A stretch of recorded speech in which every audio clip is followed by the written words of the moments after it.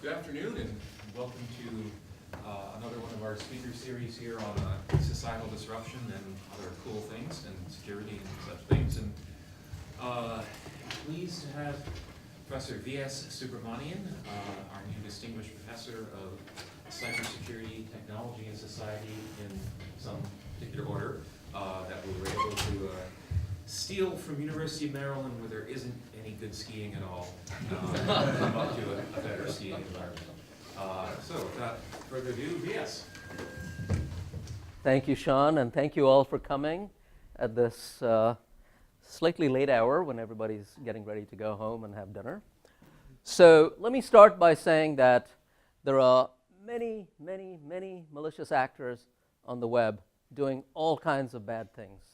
And I couldn't possibly hope to cover all of them in a 45 to 50-minute talk, so I've picked a few. You've no doubt seen headlines of all kinds describing fake news, trolls, scams of various kinds. I'm going to talk about a few of them. And before I continue, let me say that almost all this work was done by my graduate students and collaborators and postdocs and so forth. And I'm here speaking for them just as much as for me. So I'm going to start. I'm going to talk about 5 things today in fairly short order.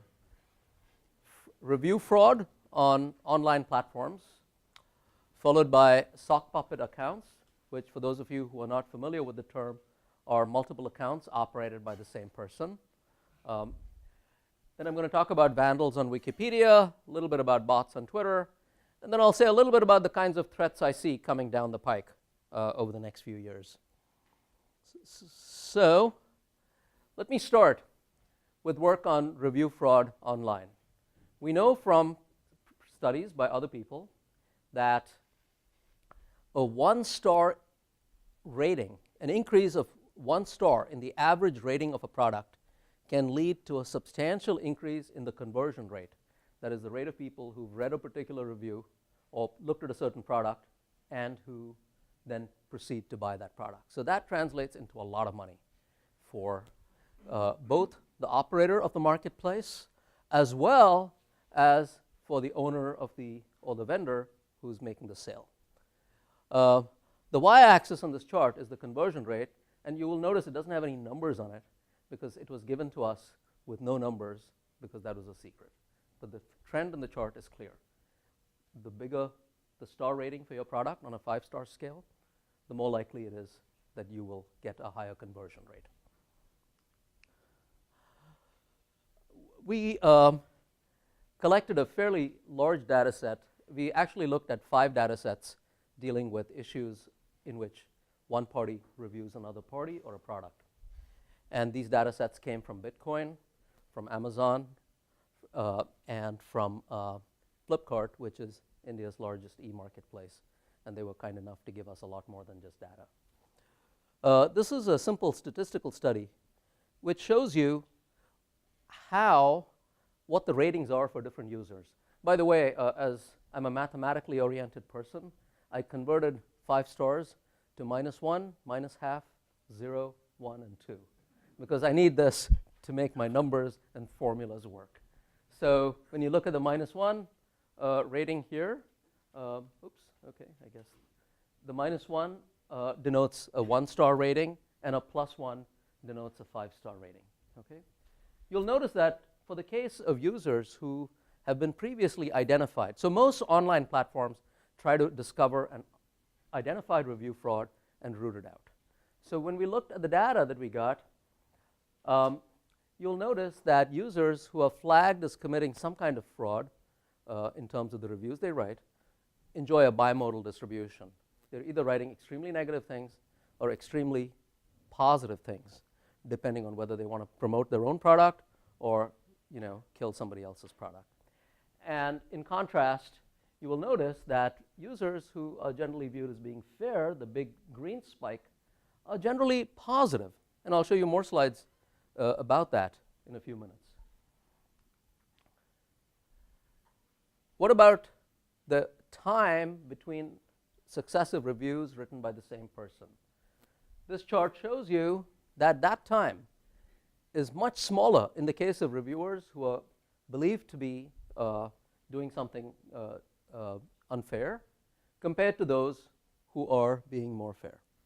This does not mean that on a specific instance in which you just knocked off 3 reviews in short order that you were doing something suspicious. I mean, I do it myself on TripAdvisor occasionally. You know, I'm on a plane or at an airport and I say, oh, let me write a couple of reviews of the restaurants I just ate at in the last few days. So doesn't mean it's bad. It just means on average that's a trend, one of many things to look for.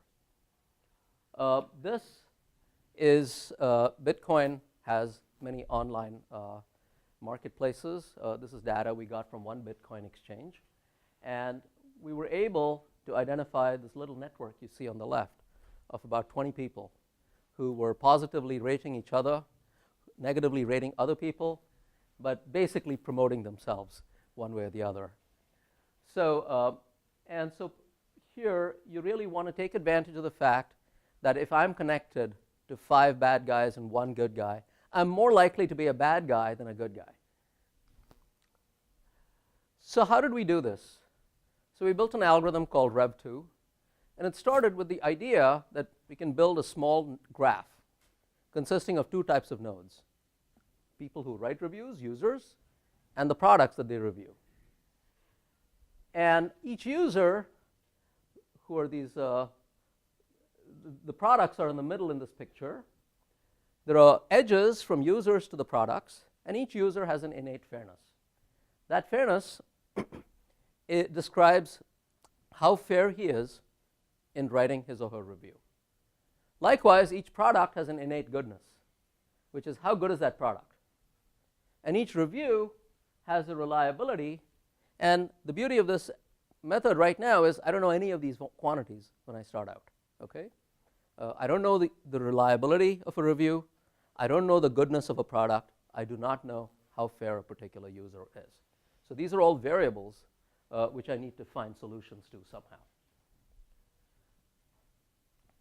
In this diagram, the red edges are negative ratings. For now, think of them as -1 scores, and the green edges are +1 ratings for now.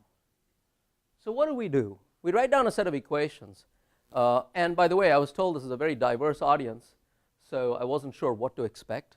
And so please, I'll try not to go into the gory details of the equations, but just give you the basic idea. So we said, well, I'm going to write down some equations defining the fairness, goodness, and reliability, the 3 quantities I talked about earlier. And I'm going to say the fairness of a user is simply obtained by looking at all the reviews he wrote. So that's the summation there. And I'm going to add up the values of the reliabilities of those ratings and divide it by the number of reviews he wrote. Okay? So this is the average reliability of the ratings that he wrote. So this is an equation or a constraint that I've written down. Okay? And I can write down one such constraint for every user in the system. So for every user, his fairness is the average reliability of the reviews that he wrote. The goodness of a product we define in a slightly different way. We said, well, look, let's say this gentleman here gave a 5-star rating to a product, and his fairness is 0.8. Then I should discount his rating of 5 by multiplying it by 0.8 to get a 4. And if he did something similar, I'm going to do the same with his review. So the numerator of this expression basically computes these numbers, one for him, and one for you, and likewise for everybody who wrote such a review, adds them up, and then takes the average. It says, what is the average discounted reliabilities of the ratings for this product by the different people who reviewed it? Okay? And that's what this quantity here is. And last but not least, the reliability of a review should depend on 2 things. One is the fairness of the person who wrote the review, which is the first quantity shown in underlined in pink up there. Ignore the gamma 1 for a minute. And the second says, look, if there's a big deviation between the review, the reliability, between the score, that you gave the product and the goodness of the product, then that should be penalized. So the score UP minus GP says, here's the deviation between the true goodness of the product and the score that you gave it. If I subtract that quantity from 1, I get something which is closer to a conformity score. Here's how well your score conforms to the true goodness as opposed to the deviation. So 1 minus the deviation is a measure of conformance. So this expression here basically says I'm going to measure, oh sorry, the R is missing. Okay, that's RUP, the reliability of the review written by user U of product P. And it's equal to this expression here where gamma 1 and gamma 2 are some normalizing constants. Okay, so for the mathematicians in this room, this is a linear expression capturing these things. So let me back up for a minute. So what we have now is one equation for each user, the fairness equation, one equation for each product, the goodness product, and one equation for each review that was written, each edge in this graph. So I've shown you a very small graph, of course. If I look at a large, look at Amazon or someone else, this graph is going to be enormous. And the system of equations is going to be enormous. So what we did was we showed that we could always solve the system of equations. And I won't go through the details, but the idea was pretty simple. We're going to initialize everything to 1. And then what we're going to do is to iteratively update these values. So think of it as saying, you know, I initially set all the reliabilities to 1, all the fairness scores to 1, all the goodness scores to 1. So you assume that everything was great, everybody was honest, et cetera, et cetera. And then what I do is to take the formula for the goodness score and apply it to the state of affairs that we have here. I'm just going to apply the formula. And what this does is it updates the goodness scores as you see in the middle of this picture. It went from 1 in some cases. In fact, in 2 of the 3 cases, it went to 2/3. And in the last case at the bottom, it went to minus 2/3. The minus is a little hard to see, but it is there. So what this did is to say, well, on the basis of what I've seen, this is how these numbers changed. And the next time around, I do the same thing to update the reliabilities, and then I'm going to do the same, apply the formula for fairness. And so in one iteration of this loop, one cycle, I'm going to update the reliability scores, the fairness scores, and the goodness scores. I'm going to keep doing this. And what we can do is to show that as we do this iteratively, there is, first of all, a true convergence value, which we show separately, and that this algorithm converges towards that convergence value as the number of iterations keeps increasing in number. So as we cycle through this computation over and over again, we get closer, we reduce that gap between the true convergence value of these values and what we find. And in this case, this is the convergence value. And intuitively, it says this last product at the bottom, here in the middle, is not very good. This guy at the top left is not very good either. Okay? And intuitively, the reason this last product is not good, intuitively in this example, is because everybody gives him a negative rating except for the guy at the top left. Okay? There are a couple of problems with what I just said. Intuition is right. I said a few things. There are a few problems with what I just described. And the first problem is what's called the cold start problem. Okay? The cold start problem basically means, you know, most products don't have a lot of reviews, or they have a small number. Many products have a small number of reviews, and likewise, many users don't review a whole lot of products. So we account for this by adding certain normalizing terms in the formulas that I showed earlier. And those are the terms highlighted that you see in blue on this chart. I'm not going to, please feel free to ask me for details if you like, but I've got a fair amount of material to cover, so I'm not going to go over that very carefully. But if you do want to ask me about it, I'm happy to answer questions. Likewise, what about behavioral properties? We know from past work that people who, as I showed at the very beginning, people who write reviews in very short order tend to be more likely to be doing something suspicious than people who write a review every once in a while. Yeah. So the reason the top guy got bad score is because everybody else rated the product good except this. And vice versa. So things he rated badly were rated positively by everyone else. Could it also be that just this person's tastes are peculiar. And It could be, yeah. But it's unlikely that that would happen in the systematic way that you see in this example. So, if I disagree with you about a product in a few cases, that's one thing.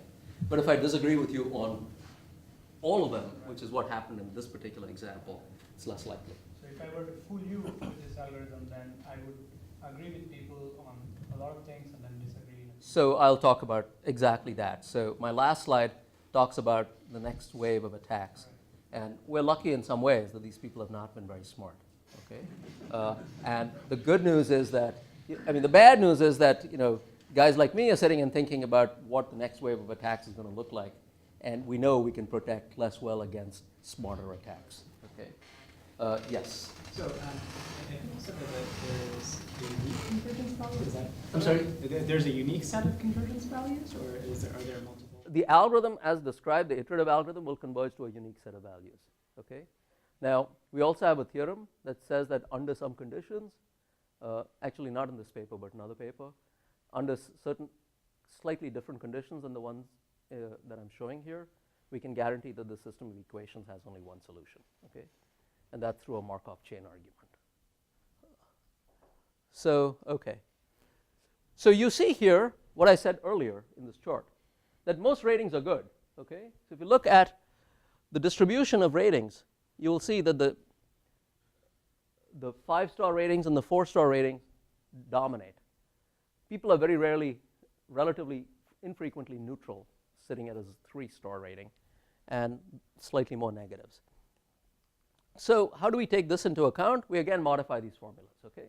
So again, I won't go through the details of how we modify these formulas, but I sort of went through the basic formulation in some detail so you get the basic idea. And I'm telling you that by some smart tweaks, we try to account for these types of properties. So how does this work? Unsupervised prediction basically means we want to take our model and try and predict whether users are fair or unfair.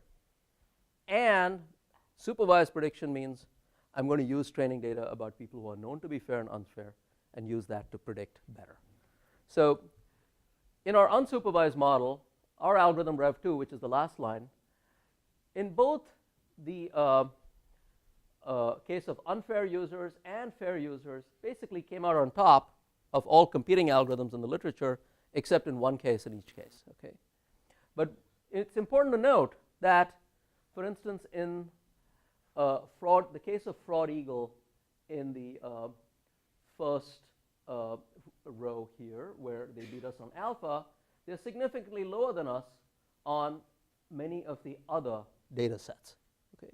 So we were consistently at the top or number 2 across the board, both in prediction of unfair users and fair users in the unsupervised setting, okay, without supervision. Now, when we create a training set and then do a 10-fold cross-validation, using that training set, we, of course, tried a whole ensemble of predictors. The one that won out was the random forest. What ended up happening was that we were consistently beating out everybody else. Again, in some cases, not by huge margins. So if you look at this first column here, Fraud Eagle came in at 0.89, we came in at 0.9, which is basically noise, okay, at that level. But we were consistently better than them across the board on all data sets, okay? And the margins got bigger in the cases of other data sets.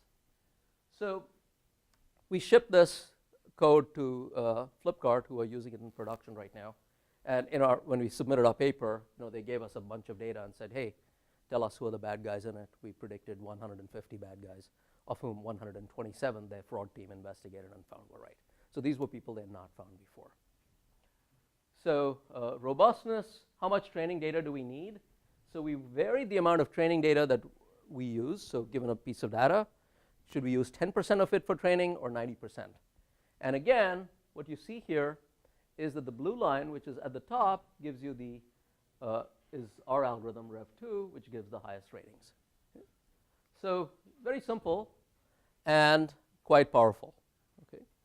I'll come to the question. So the goal of all malicious actors is conformity, okay? To look like a good guy, okay? And that's what you have to do, whether you're committing review fraud or whether you're trying to be a bot on Twitter or whether you're trying to be a purveyor of fake news. You got to look like all the good guys, all right? We'll come back to that towards the end, at the end actually. I'm going to move from this to sock puppet accounts. So this is, all of this is joint work. This is joint, the previous paper was joint work with my student Srijan Kumar and some friends at Carnegie Mellon. This is joint work with Srijan again and some friends at Stanford.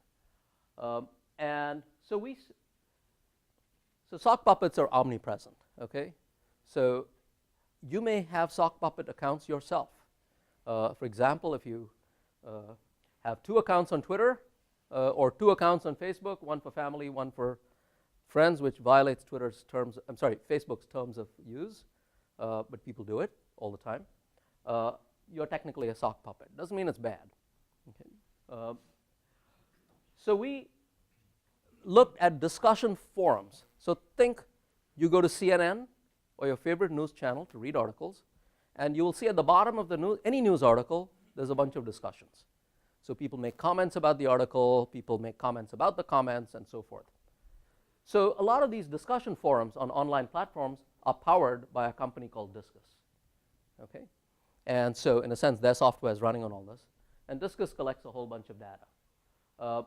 We looked at data from 7 or 8 sites that Discus provided, including sites of different political leanings in the US, but also sites related to other topics that are not really about normal news.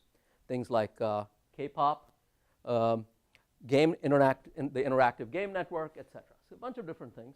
And we had a data set of about 3 million users, about 2 million articles, and 60 million posts. Oops. Okay. Here's an example of a sock.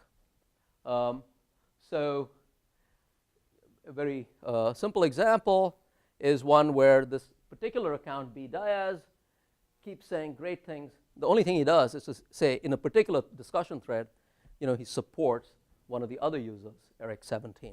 So this is automatically suspicious. Okay. I mean, I think we all have disagreements with our grad students, our spouses, our friends. So if you're continuously supporting somebody without questioning them, you're either blind, have no opinions, or you're potentially doing something suspicious. And in this case, of course, somebody called Feldstrike complained bitterly about this. Okay, so people are watching. So, okay, the first problem was to define ground truth for what constitutes a sock puppet pair. What does it mean? Okay, and we did a lot of statistical analysis and testing and then defined it as follows. Now, Discus gave us IP addresses. Our goal was to predict it without IP addresses, but we wanted to use the IP addresses to define the ground truth. Okay, so we said 2 people are sock puppets if they post from the same IP address in the same discussion very soon after each other in at least a few different instances. And in order to account for things, my friends here who are experts in networking will say, wait, what about VPNs? Okay, so we got rid of that kind of data. Okay, so we basically said, if people are posting from a VPN where everybody looks like they're posting from the same IP address, then we're going to discount that in our data. Okay, so our methods are not going to work to identify sock puppet accounts who are using a VPN, for instance, because our ground truth doesn't allow us to distinguish it. Okay, so I don't feel it's entirely our fault, but I feel obliged to tell you that this caveat is there. Okay, so where do sock puppet accounts primarily post? So mostly on controversial topics, politics, world affairs, justice-related issues, opinions, opinion pieces. Those are the kinds of genres of news articles that sock puppet accounts are mostly posting about. So a very crude linguistic analysis of sock puppet accounts through a simple example. So you have JKey008 say, should have read the reviews first, and then Rico Beans says, couldn't agree more, and then Falcon something says, I agree, you're absolutely right.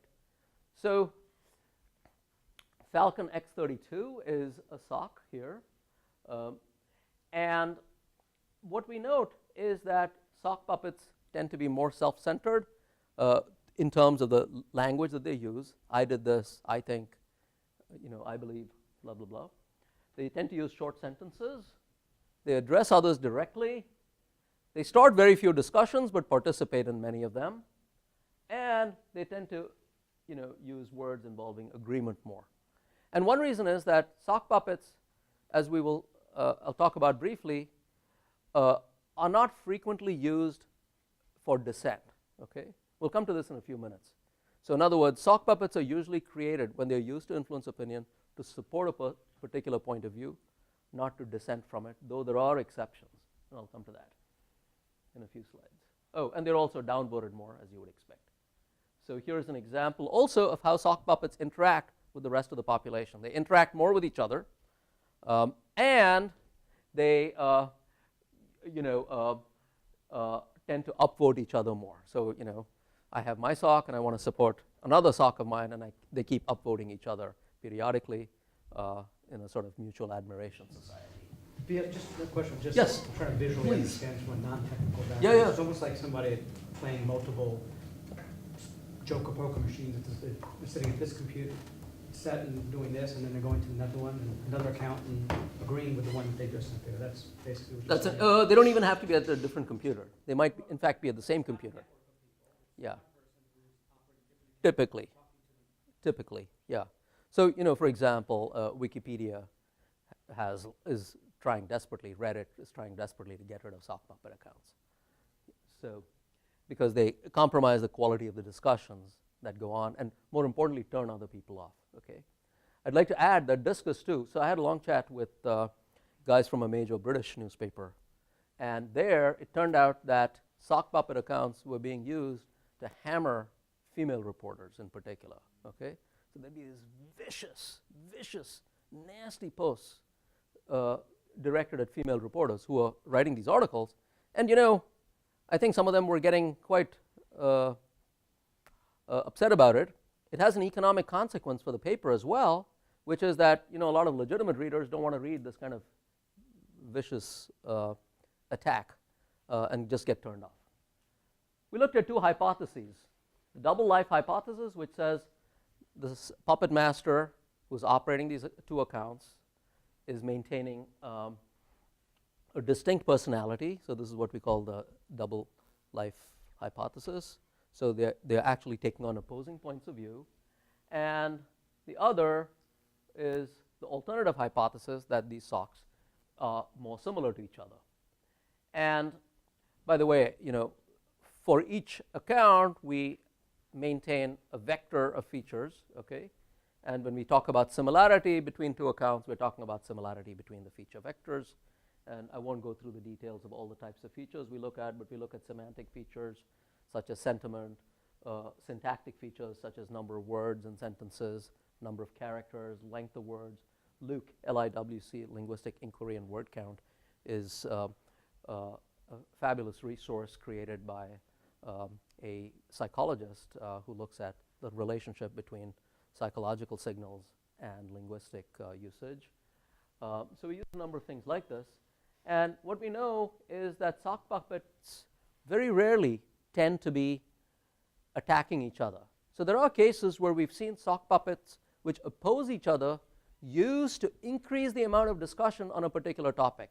So if I, as some kind of malicious or dubious actor at the least, want to increase discussion about a particular topic without really worrying about whether it's positive or negative, then I can create multiple sock puppets which have diverse points of view, which engage in some kind of online debate, hopefully in a civilized manner, but not always. But those tend to be very uncommon. Okay, that's what we've seen from our data. What about socks that are supposed to be deceptive? So if I have a VS1 and a VS2 account, it's probably pretty clear that this is me in both cases. I'm not trying to be deceptive about it. So we say two accounts are a pair of pretender accounts when they don't sound like they're the same thing. So the example here is my former student Srijan and Srijan2 have a low Levenstein distance, which is a measure of similarity between two words. The bigger the distance, the more dissimilar they are. There are other measures as well. And Srijan versus the real Batman obviously have a larger Levenstein distance. So what we see here is that about one-third of non-pretender accounts, one-third of accounts are non-pretenders. So they are sock puppet accounts, but they're not pretending to be a different guy. They're not pretending to be two different people. They're sort of pretty upfront about it. So this could be somebody who has 2 accounts on Facebook called, for example, Homer1 and Homer2. And that may look like it's the same person. There's no attempt to be deceptive. 2/3 tend to be pretenders, deceptive. And if you look at pretender versus non-pretender socks, they tend to behave quite differently as well. Pretenders are more opinionated, they swear more, they're downvoted as well, and reported much more often also. Likewise, there are different sock puppet types. I'll just skip through quickly. So 60% of sock puppets are somewhat neutral. They support each other, but in a fairly mild way, or don't support each other, but say something neutral, such as, oh, that's interesting, which is a sort of neutral comment. 30% are supporters and 10% are dissenters. So this goes back to the point I made earlier, that far more accounts are supportive or non-negative pairs than are not. So how do we predict sock puppet accounts? By looking at data. So we look at 3 classes of features. I won't go into the details. Features based on the activity and the community to which they belong, and the nature of the posts that they post. Okay, so from this we derive a large number of features, of which I've given a very small number here. So predicting whether an account is a sock, I wish we could do it more accurately than we're doing it right now, but right now we're getting an AUC of 0.68 using all 3 classes of features. So the posts, the communities, and the activity-based features broken down give us lower accuracy. Altogether, they give us higher accuracy of 0.68. On the other hand, if I have 2 accounts in front of me and I'm asked to ask the question, is this a pair of sock puppet accounts? I can do that with much higher accuracy. So my AUC, which is area under a rock curve, goes all the way up to 0.91 here, which is pretty high accuracy score. So much work to be done, and we're looking at how we can improve upon this. Let me go from here to Vandals on Wikipedia. So Vandals on Wikipedia commit all kinds of acts of vandalism. A lot of them are directed at politicians, political parties, etc. I thought I would choose something that was a little more benign, where somebody said Charlie Sheen is half man, half cocaine. And so, I mean, I found it funny, but he may not have. And based on a bunch of data that we collected, about 7% of edits involve acts of vandalism, and about 3 to 4% of the editors are vandals. How many people in the room have actually edited anything on Wikipedia? Okay, so you're all editors, okay? If you've edited anything once, you count as an editor, all right? So what we did was we created a data set that was more balanced, with about a little over 30,000 editors and all from Wikipedia. Now, one of the nice things about Wikipedia is all that transaction logs are available online, okay? So Wikipedia really does, when they talk about being open, open data, open source, they really mean it, okay? So Wikipedia, we got a data set of about 34,000 editors, about 770,000 edits over a 1.5-year time frame. And, for those of you who have edited Wikipedia articles, you know that there are 2 kinds of pages on Wikipedia. There are the article pages and what are called the talk pages, okay? So if I was to go in and edit a Wikipedia page on, say, machine learning or on cybersecurity, people have gone to a lot of trouble to create these pages in the past. And so if I'm a responsible editor, I would go in and I would say, oh, I'm contemplating the following 3 or 4 changes. Hey, you guys who've made edits in the past, what do you think about it? Are these reasonable changes? And then there would be some discussion on the talk pages, and after a while, we may decide, okay, this edit should not go through, or maybe it should go through, but in a different form than was envisaged by me, or maybe it should go through as is. So those are the talk pages, and you see that with the second tab at the top left. And the article page itself, which is what is shown on the screen, is the main page. Okay, so there are 2 kinds of pages again. As somebody, if you're not editing Wikipedia, then it means you've probably never seen a talk page. But if you are, you're one of the editors. So, first point, Vandals rarely talk to each other, okay? I'm sorry, I don't know if they talk to each other, but they rarely talk to others, is what I'm trying to say. So if you look, in the case of the y-axis here shows the fraction of edits made by a particular individual, either in the Vandal class or the normal benign class, on their first edit. So 90% of edits made by Vandals, their first edits, are on article pages, not on talk pages. Whereas for normal benign users, that number is 35%, a huge difference. Okay? More importantly, even if I look at the first 5 edits, 90% of edits made by Vandals in those first 5 edits, I'm sorry, not 90, 89% of those edits are on articles pages rather than on talk pages. Whereas in the case of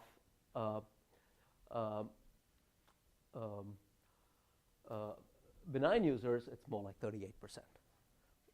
So this suggests something, which is that Vandals overwhelmingly try to make edits right away without having any discussion, which is consistent with the chart I showed you earlier, on article pages rather than on talk pages.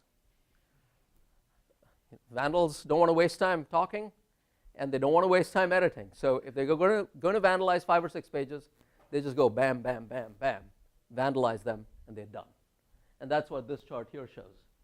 So the difference is not as stark as you saw on the previous slide, but still significant. So when you look at the number of edits, the fraction of edits made by Vandals within a 15-minute window, that's 70%. Whereas for normal users, it's 54. So what are the kinds of features we use to predict whether an account? So what we wanted to do in our view system, which stands for Vandal Early Warning System, was to try and predict whether somebody is a vandal before they were reported for vandalism, okay? Before they committed an act of vandalism. So can we predict this? Or as early as possible.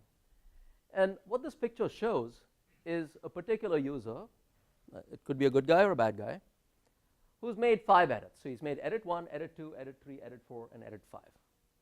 What we do is with every pair of consecutive edits, we measure various things. We capture various features by looking at what happens with respect to the transition between the first and the second edit, the transition that happens between the second and the third edit, every consecutive pair of edits made by this user. And we look at 5 kinds of things. And there's a 6th which I put in a green box because we considered it only for purposes of showing what the effects of reversion are. So the 5 kinds are the gap in time between the first edit 1 and edit 2, or any pair of consecutive edits, the types of the 2 pages, for example, talk versus article. Is it the first edit or not by the user on that page? The distance. So as you know, Wikipedia pages are hyperlinked to each other. So what is the geodesic distance between the first page and the second page in that Wikipedia graph, which is the shortest path distance from one page to the other? And the similarity as measured through the cosine similarity measure that is associated with those pages. So what this does is it gives us these feature vectors. And by the way, I shouldn't have written feature 1, feature 2. I should have written feature vector 1, feature vector 2, and so forth. So it's entirely possible. You might think that should be feature vector 3 rather than 1. But it's entirely possible that the transition from edit 1 to edit 2 has the same feature vector as the transition from edit 3 to edit 4. Okay? So basically what this says is this transition looks the same feature-wise, or at least with respect to the features we're looking at, as this other transition. So we derived these feature vectors. And then we also said we're going to build this transition matrix, which captures the probability that feature vector 2 follows feature vector 1. So if you look at this chart, you see that feature 1 appears twice. Feature vector 1 appears twice.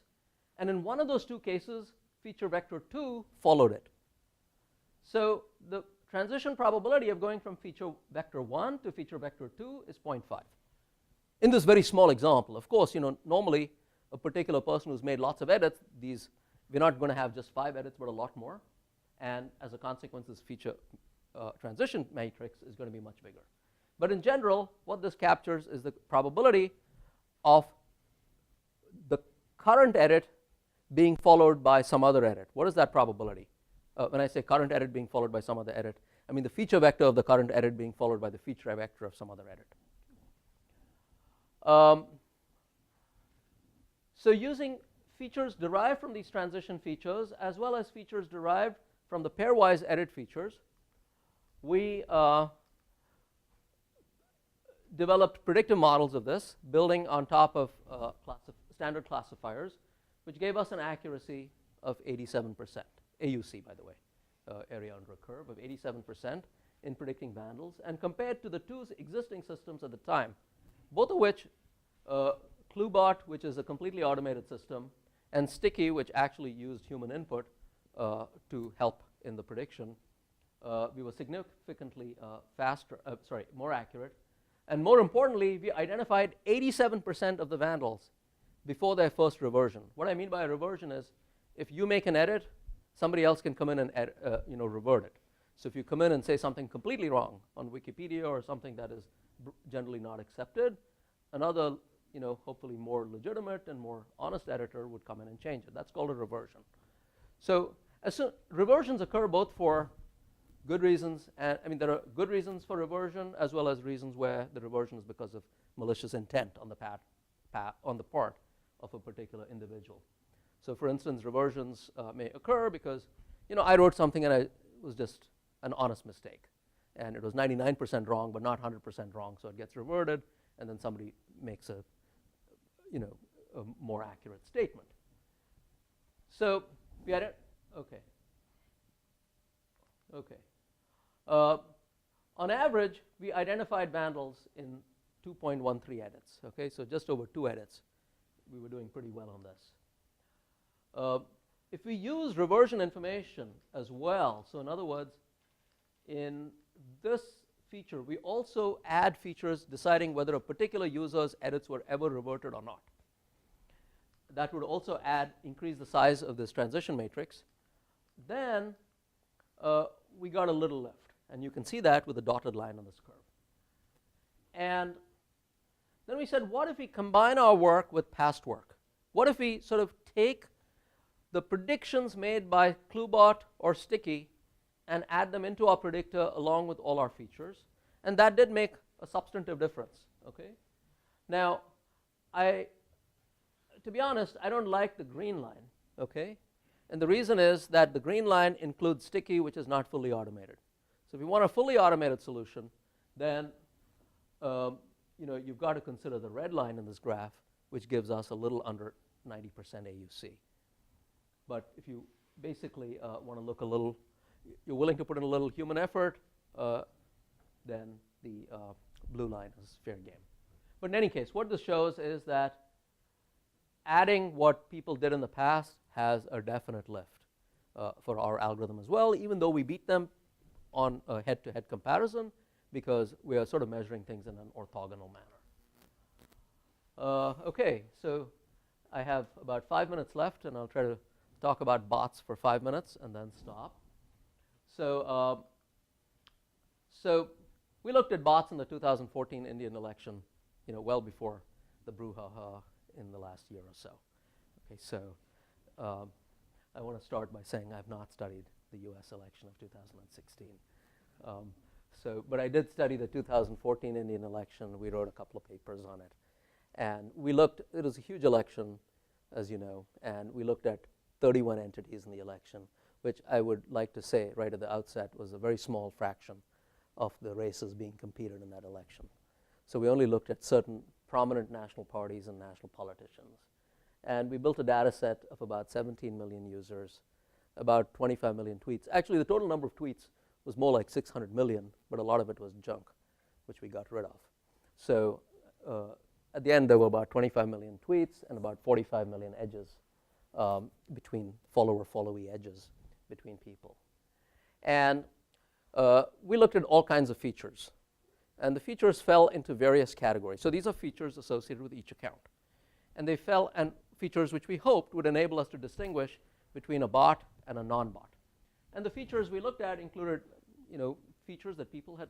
When we did this work, actually, there were maybe 2 or 3 or 4 papers max on analysis of bots on Twitter. Okay, so there were 2 papers written by a good friend of mine, Sushil Jajodia, along with people at Twitter, and they looked at tweet syntax, number of hashtags, number of mentions in a tweet, number of links in a tweet, etc. So very syntactic stuff. And they also looked at some simple user behavior things like the inter-tweet times. Okay, so so if a guy was tweeting, for example, one of the bots we found in the election was not trying to influence the election at all, but I figured that he was tweeting every 4 minutes over a period of 2 years, not counting for the fact that he might have to sleep, use the bathroom, take a shower. I mean, I don't know what he was doing, okay? But, there were astonishing examples like this, which are pretty obvious bots, okay? I mean, I don't think any human can do that for 2 years, okay? So that's tweet spread, frequency, repeats, geographic tags, etc., things like that. But we also looked at a number of measures related to the semantics of tweets and the semantics of tweets put out by users and the relationship of those to their neighborhood. So we define the notion of neighborhood in different ways. So we define something, for example, which is called contradiction rank, which says, how consistent is a user's tweets on a particular topic T, if I have a user U and a topic T, how consistent are they with a particular population of users? So for example, that population could be those who follow him, those who either follow him or he follows, or everybody in the population. So depending on what you look at, it is defined in a very simple way. The contradiction rank between a user U and a tweet T says, look at the fraction xt plus of the user's tweets with sentiment that are positive with respect to the topic. So you can use a standard sentiment analyzer to capture this fraction. And likewise, yt plus is the fraction of all tweets from the population in question. Let's say for now the population is everybody, with sentiment that are positive with respect to the same topic. So yt minus will be everything from the population that's negative on the topic, the fraction, and likewise xt minus will be similarly defined. So if I multiply xt minus and yt plus, that tells me that, the greater that product is, the greater the likelihood that things you're positive on, the rest of the population is negative on, and vice versa. And likewise for the second term in this expression, xt plus ut minus.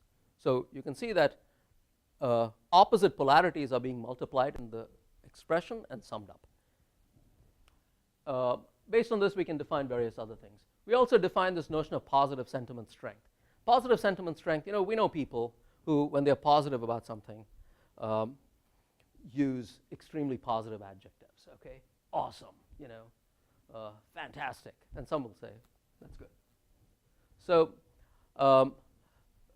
So positive sentiment strength says, what is the average sentiment score on a topic in cases when a person is positive about something? Is it a plus 0.1 or is it a plus 0.9, assuming sentiment goes from a -1 to +1 scale, with -1 being maximally negative, +1 being maximally positive, 0 being neutral. And likewise, negative. How much does a person, how many tweets does a person put out with sentiment in them? Things like that. And so we built out a data set. By the way, the biggest challenge in building this data set is figuring out who the bots were for ground truth. Okay? We spent a lot of time and effort on that. And then we sort of started looking at, and what you see here are 2 kinds of bars and features along the x-axis, 2 kinds of bars. And the bars that are black are sentiment related. So the fraction of tweets with sentiment, the negative sentiment strength, how negative are they when they're negative, the dissonance rank, which is sort of built on top of the contradiction rank that I talked about earlier, etc. So what you see, the one takeaway message from this graph is the blacks dominate this graph. If I look at the 25 most significant features in distinguishing a bot from a non-bot, the blacks dominate this. That means sentiment plays a major role in this. The AUC we got on this data, the area under the rock curve we got, was about, if I remember right, 0.73, okay, for this. So some simple questions, and a couple of you may have heard of this if you have attended any talks I've given on this topic before, which is, who flip-flops more in opinion, humans or bots? Whose positive opinions are stronger? In other words, do bots have stronger positive sentiment strength or humans? Similarly, for the negative side, who tends to write more tweets with sentiment? And who tend to disagree more with surrounding population? Any takers? Sorry? Yeah, so you're right. The answer is human to all these questions, all 5. That's how I remember the answer. Okay, otherwise it's too complicated. And what you see here is the evidence of this. So I should have changed this graph and made the bots red and the humans green, but it's the other way around, so I apologize for that. But if you look at the sentiment flip-flop, the x-axis, the chart at the top left, the x-axis is a flip-flop score. So the larger the score, the more you tend to flip-flop in opinion.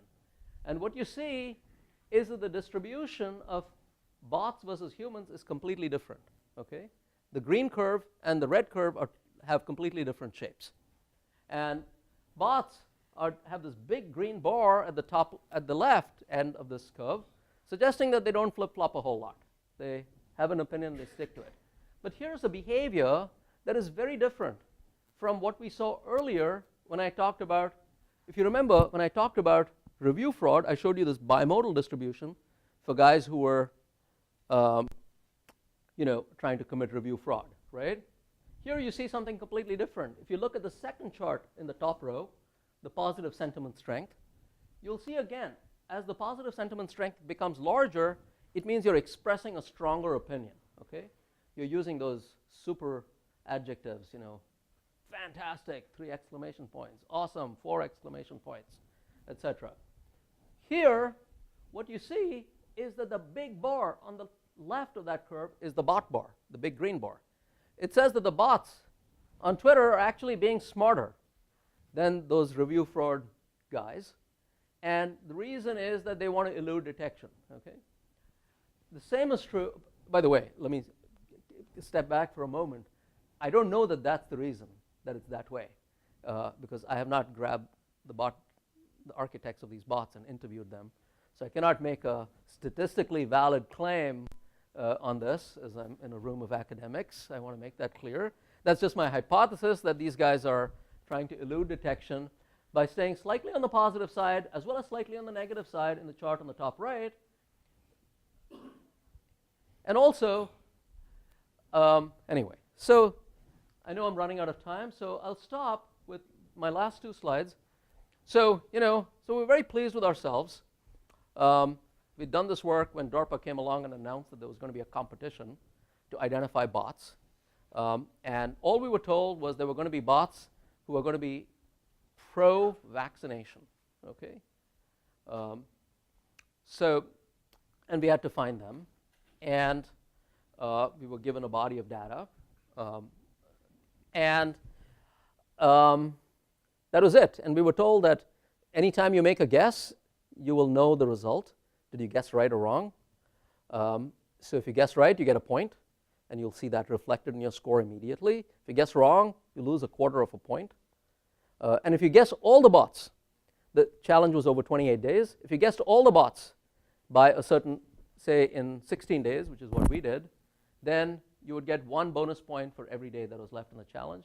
And that was a way of incentivizing speedy guessing.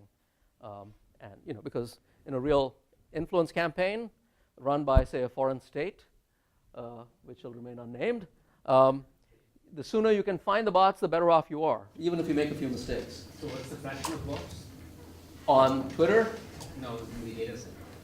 So in the data set, there were 39 bots in all, out of about, I don't remember the exact number of accounts, but 7,000, 8,000 accounts, 8,000 accounts. Okay, so a very small fraction, less than 1%. And that is not, and this is because, let me actually correct that statement. The 39 bots were the bots we were supposed to find. There were all kinds of other bots that were muddying the waters, okay? So there were bots that were spreading spam, there were bots that were talking about other things, etc., that were pretty clearly bots. But if you'd guessed any of them, we would have lost time. So the first instinct was, can we take what we learned from the Indian election and apply it? And the answer is yes, but with extreme caution. And the reason is that the generative model used to develop bots in the Indian election might have been totally different from what DARPA did. As it happens, the DARPA data was substantially different. So for example, we had bots which, to garner followers, would tweet to the leaders of the anti-vaccination movement. Remember, these are supposed to be pro-vaccination bots, okay? So they would start by, I'm sorry to pick on you all, but let's say the three of you were leaders of the anti-vaccination movement, which exists and is quite vocal. Then these bots would tweet at them things that were extremely positive about the anti-vax message. Over time, they would garner a bunch of followers, okay? And then gradually they would turn. And even the way they turned was very interesting. And we'd not seen this before. They would turn by, for instance, still tweeting anti-vax messages, but putting links to websites that were extremely pro-vaccination, okay? And it would give you all the reasons why you should go get your kids vaccinated, all right? So there was a lot of deception in this. It was very interesting. And so anyway, I'll skip there. But actually, what I want to do is to show you that detecting bots in the wild is not something where you can use machine learning blindly, because you don't know what the generative model is, number one. And second, you don't have a training set, okay? So if I wanted to find the bots created by a hostile power in an election somewhere, then I don't necessarily have that training set. I got to figure it out. I got to find some bots. So what we did was and so you notice that we divided our study into 3 parts. And this is after the fact, by the way, okay? So the summary of what we did in these 3 boxes is after the fact. We started with 66 features. Then as we found out more, we added more features in real time. And we didn't use classification alone. We used clustering and outlier detection all, okay? And then once we found enough bots, we were able to use generative models. And here's the beauty. In the DARPA challenge, I found out after the fact that they had 2 teams that had been running the bots, okay? And they were using 2 different generative models, okay? So anyway, so I'll come to the closing slide. Sorry, this is just one slide on the future, and perhaps I should have devoted more, but I knew I'd be out of time. So what do I expect in the future? As there are no bot developers in this room, hopefully, I expect our adversaries to use multiple platforms in a coordinated fashion. So you all know that when you read a news article, you can tweet it out, Facebook, post it on Facebook, post a comment on Facebook, post it on LinkedIn, post it on half a dozen places. I would expect to see that increase. So in other words, instead of being caught on one platform and being caught by Twitter surveillance, I would like to distribute my effort if I'm a malicious actor and distribute it across multiple platforms so that my footprint on each of those platforms is much smaller. You brought up the idea of conformity, right? So you want greater conformance with prevailing trends in the community you belong to, whether on a single platform or across platforms. By the way, when I talk about cross-platform, I'm also including things like Instagram, platforms that have a larger image component, because those are harder to analyze and harder to interdict. We expect greater engagement. So I expect that bots will engage more substantively with the community, try to become part of it, and then carry out whatever they want to carry out. And I'd expect this to be coupled with more traditional attacks, including cyber and kinetic attacks. So that last risk is not just in the cyber domain or online domain. I expect it, and we've seen evidence of this already, to be coupled across multiple domains. So with that, I'll stop. Thank you very much.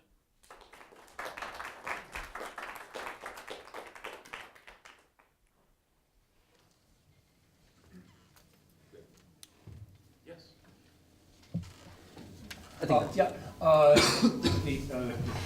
You have to use IP addresses very, very extensively, particularly in the sock puppets and others. And I'm just wondering, would since some of the bad actors here have strong state money and incentives,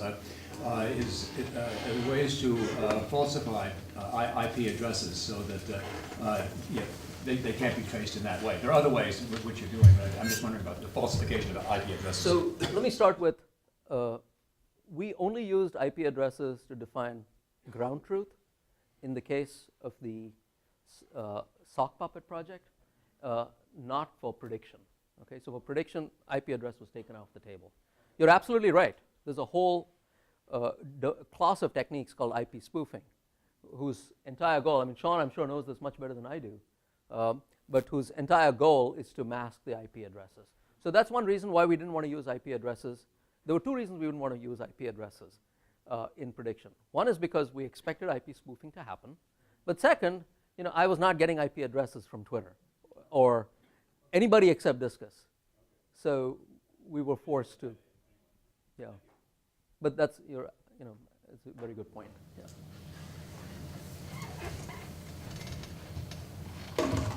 So why are bots different from behave so differently from the fraudulent raiders?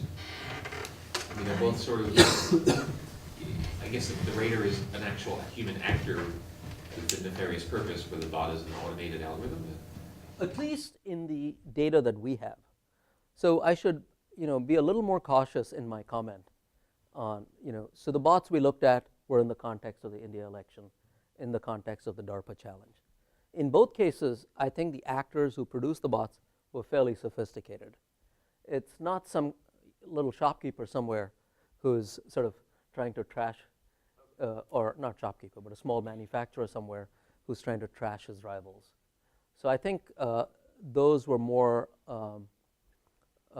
in the case of bots, what we saw were more sophisticated attacks, as opposed to the case of, but we also saw a lot of stupid bots.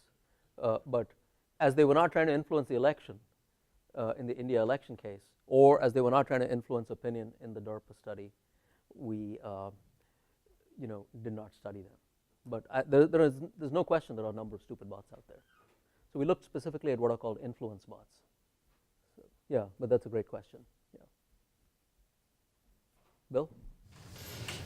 Looking at your last point here, combination with traditional cyber methods, is anybody looking at, when we look at a combination of methods, tipping points? When does a person's opinion change? So the bad actors don't necessarily need to, in fact, have one attack and then a person goes, yeah, you know what, I'm going to do that. Is anybody looking at how that decision point is reached? Yeah, so there's a lot of work on this. Oh, golly. There were these two guys at Stanford, Jackson and Yariv, okay? Matt Jackson and I forget the first name of Yariv. And they developed something very similar. They developed something called the Jackson-Yariv model to predict when somebody would go from a don't buy to a buy, okay? So think about it this way. So the way they built out their model, I can't reproduce the formula on the fly, but the basic elements behind the formula were as follows. If you want to tip, you need to tip for several reasons. One is there's a cost-benefit ratio. So the benefit to cost must be high. So that the B divided by C part, there was a B divided by C part in the equation with various parameters stuck onto it. The second part was that people tend to buy things in part because of social pressure, okay? So in other words, this is the keeping up with the Joneses philosophy. So they said, what is the added benefit to buying something because your neighbors are buying the same thing? Or when I say neighbors, I don't necessarily mean your geographic neighbors, but your neighbors in a network, a social network. So, and when this, and there were a couple of other parameters that they looked at. So, and this is a fairly well-known piece of work. So I'd be happy to share more about it with you. But the original work on tipping, I mean, some of the original work on tipping points in social networks was done by Granovetter and Tom Schelling, who looked at, so Tom, for instance, looked at the issue of segregation in communities. And he showed that a very, very small increase in preference for your own racial community in terms of where you choose to buy a house would quickly lead to segregation. And so this is a beautiful, if you go online, I used to teach this in my machine learning class because it was so fun. There's a beautiful video of somebody who shows this principle with a little carton of eggs, okay? And he'd basically color the eggs in 2 colors and show how small preference would cause these eggs to end up separating. So there were eggs in one color here, another color here. And so that's an example. So they were the ones who pioneered tipping point research. But there's now a lot of it in the business community, in many communities, yeah.